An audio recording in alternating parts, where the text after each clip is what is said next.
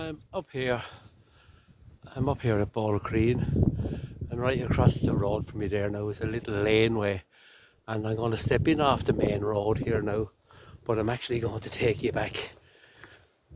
Oh, it could be 50 or 100 years ago what life was like, and coming across it and walking on ice here now, just taking my time.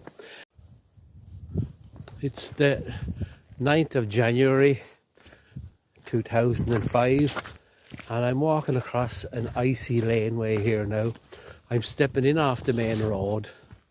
I'm going to take you back, oh, it could be 50, could be 100 years ago, to an old cottage.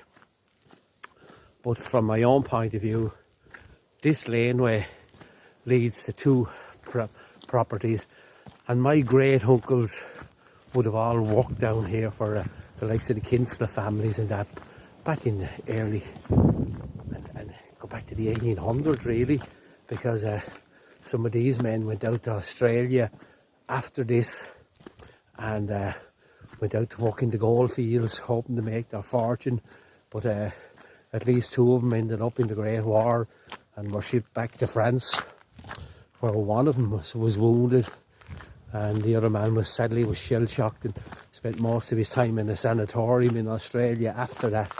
But some of them did get back to Gorey and get back to see their relations, and some of their relations in turn still comes back. But this will tell you now what it was like 100 years ago when you're stepping in off the main road, maybe in a pony and trap or an ass and car, making your way down along this laneway here.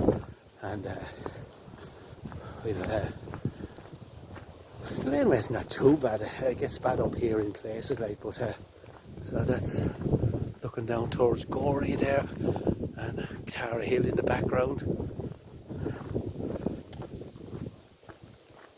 It's pretty breezy here today now, so I'm hoping this microphone is okay. But it's the most wonderful little farmyard down here, set out in like a court. I think there's 4 buildings on it. There's the house, a couple of sheds that would have kept their pony and trapping in their time, and so you can see the ice there now. Look.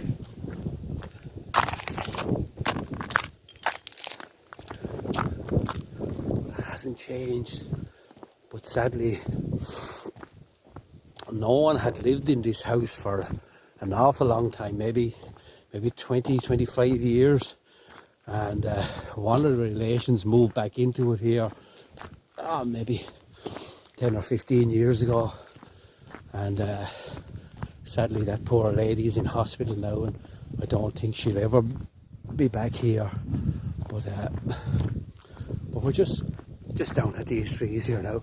We're going to turn left, and that'll take us down into the air. I came today because it's good and frosty and hard on their feet.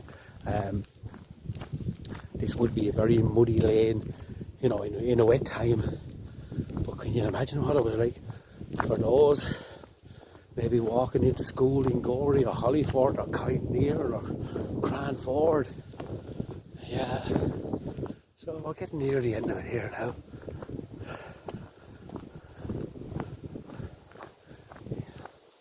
Yeah.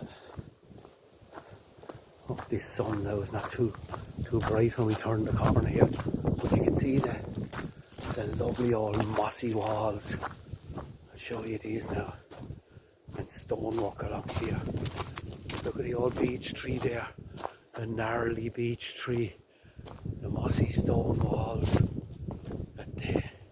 Some work would have went into them over the years. Here's this, you know, this would make a fantastic film set, like, or yeah, we go down along into it. Lovely. There's a beech mast under my feet now from all the beech trees. I can hear it crunching here. Come down with a lovely old wooden gate. Yeah. I always remember there was a peculiar looking stopping stone here. You think it was nearly man-made, but I think it's It's actually a lump of granite.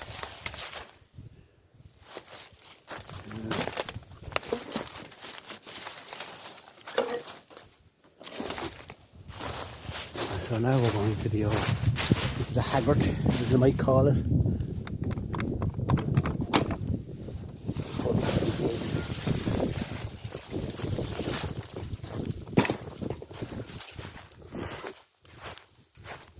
So these would have been the old sheds for the animals.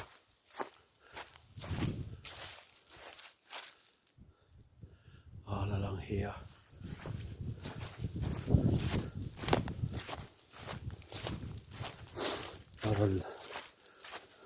Another lovely bank there. Look at the stonework on that, lads.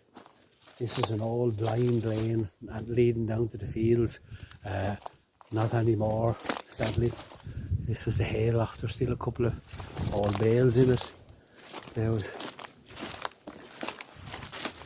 went out to the yard. Look at the beech trees and that there. Look. Yeah. The old backyards.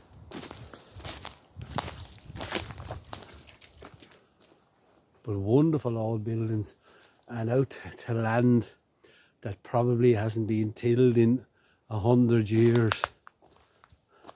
We're going to come back into the yard now, and I won't show you the house till last.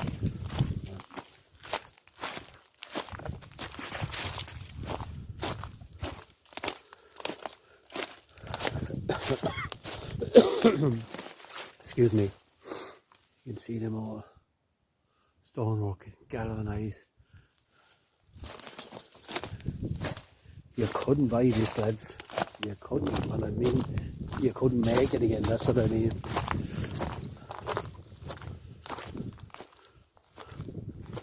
Yeah, these are the old buildings. There's nothing in here now. As I said, this hasn't been farmed in probably 40 years or more.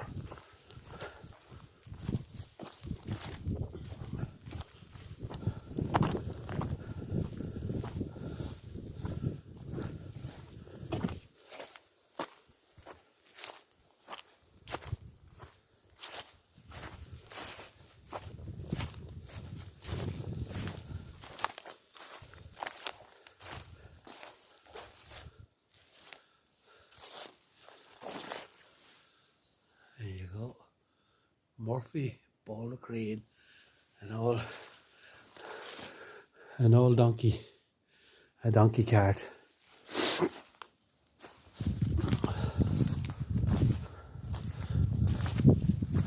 Let's just see what's up here now. Looks to be some old machinery and gates.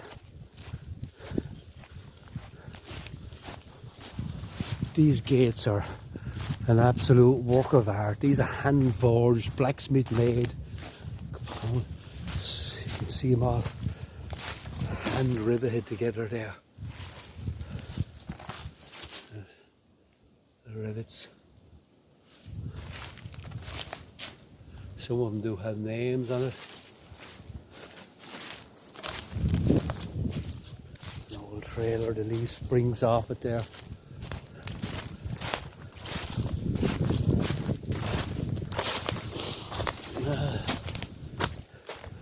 Probably, oh, it's a saw. Yeah, look at the large wheels on that now. That's a saw there. You would have put your whatever you're going to put into in here. Went along and sewed. There's drainage pipes. There's a double harrow. Both sides you would have dropped them off, and you'd have had 6, maybe 10 foot, 20 foot altogether. There's Wexford Engineering. Oh, it's a mower. Yeah, there's the mower blades there. Look at. I'm just sorry, I'm going sideways now, but I probably shouldn't have done that, but I can go back on it. Wexford Engineer number 14.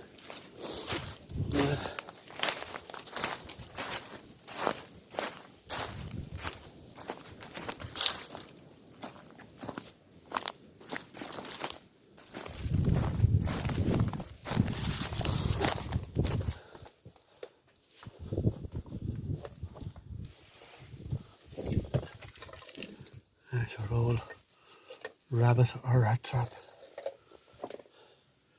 There's the barrel. And there's the last of that other wheel there belonging to the pony and trap out, or the ass and car out the far side.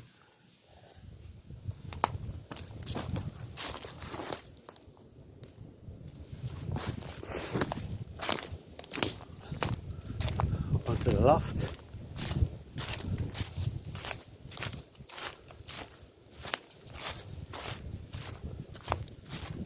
We're going back down into the yard now.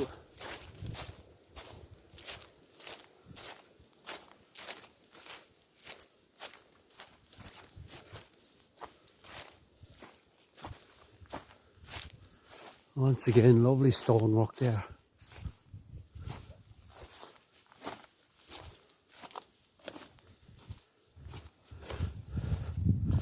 That's the car, the well-known Richard's car.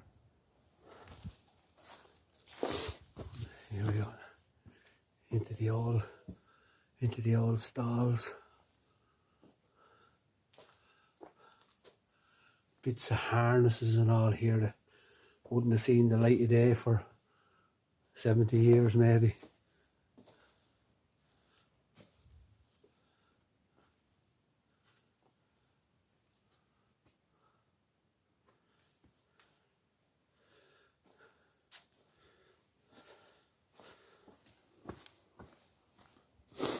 Yeah.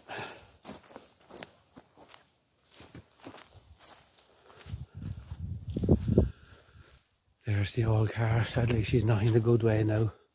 But here we come down along to the house now. And this would have been a typical Irish farmhouse back 200 years ago. Maybe even more, could be 300 years old. Even though there's a slate roof on it now. This would have been thatched in its time. Little garden outside. There's the main door. I don't think it's open. No, it's well locked up, and rightly so. Yeah, there's an outside tap.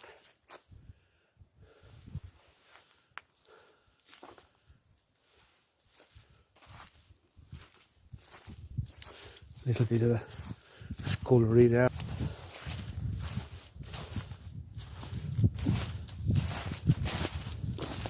Yeah, so there we go.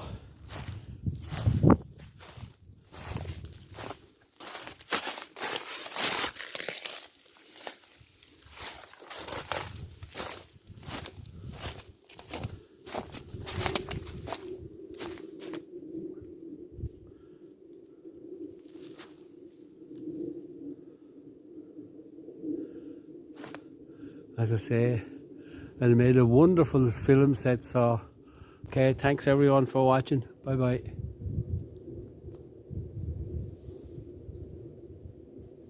This, I left down the phone and the book in the middle of the bed. Yeah. And what did I tell her?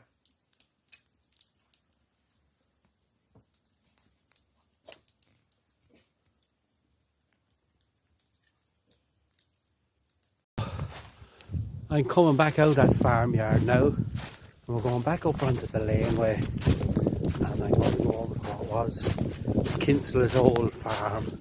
This is where the Curwens would have worked in their time.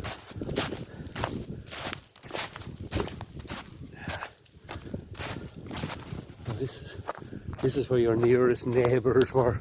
So we're back up onto the lane. I pan to the right. And I pan to this way. And we'll go over along another bit. But there's those old lovely mossy walls again there now.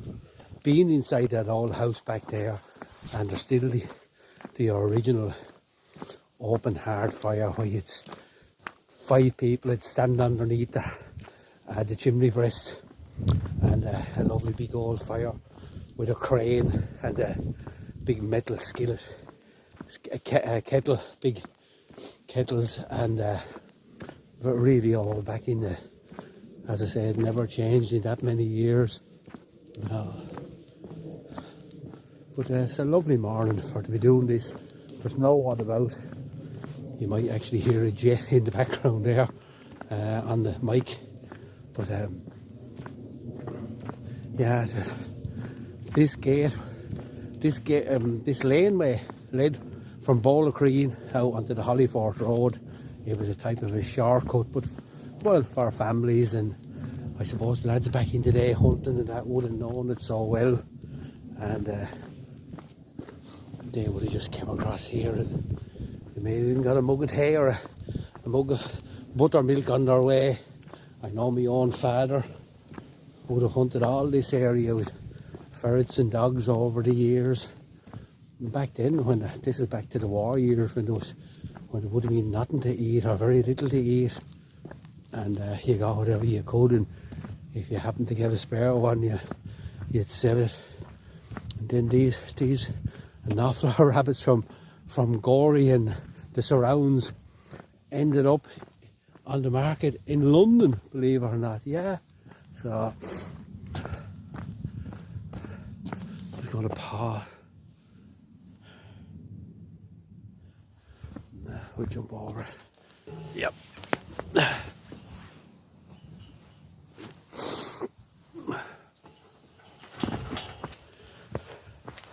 There's the old gate hanger.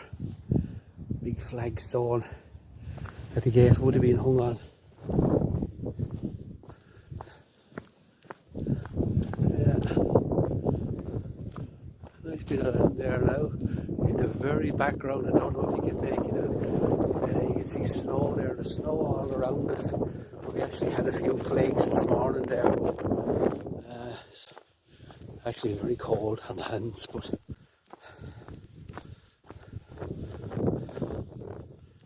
plenty of ice there, as you can see. Icing up now.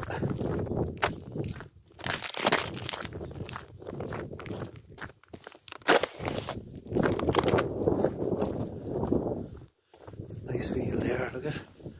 Nice pasture. The granduncle's getting up at 5 o'clock in the morning and walking up the road.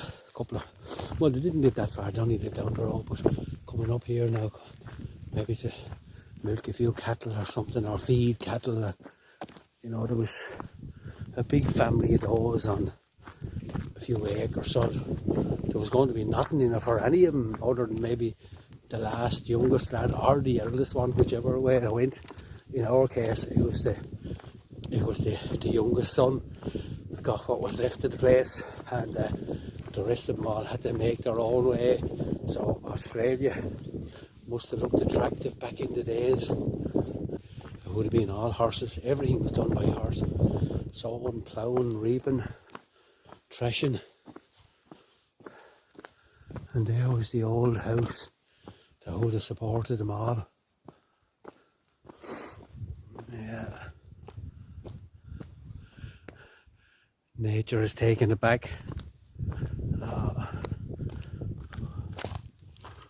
Try and go in and have a quick look around.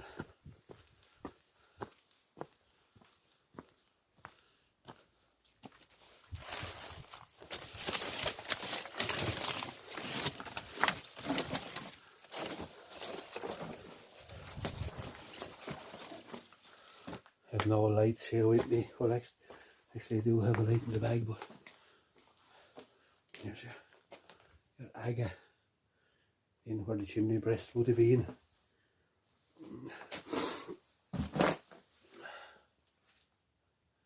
And the old radio, I'd say many the wireless as it was called, I'd say many a Wexford match was listening on that. And there's the obligatory paw that went under the bed. Upstairs is gone, so I'm not even going to try and get up there. No, that's just... So this is where all my granduncles would have worked in their time. And I did hear a story that beside the fire breast there was supposed to be a priest hide.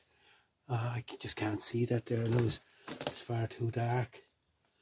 But it would have been, well, probably not priest hide, but it would have been for somebody on the run who was looking for a safe house, and they would have got in here. And if someone was seen, you know what I mean, that laneway is a long way, you do well to surround this without being seen, and they would have hid up beside that Chimney Breast. I do know my own Uncle Peter Dorn, who was my granny's brother. He was on the run during the Civil War. He had been jailed in Waterford, and the story is that he would have hid out in the Chimney Breast if there was going to be a raid. And I know he walked up in the fields, supposedly dressed as a woman. No, well, I'd say not dressed as a woman, but with women's clothing on him. So it was tough back then, lads. You think it's tough now? The difference between then and now is there was no money back then, and it was worth an awful lot. And the difference now is there's plenty of money, but it's worth nothing. So we're just going back out. As you can see, it's good that it's frosty on the ground there. I can walk across that muddy track. I'll give you one last pan of the old farmyard. And that was the house. Yeah. Okay, lads. Thank you. Talk to you again. Bye bye.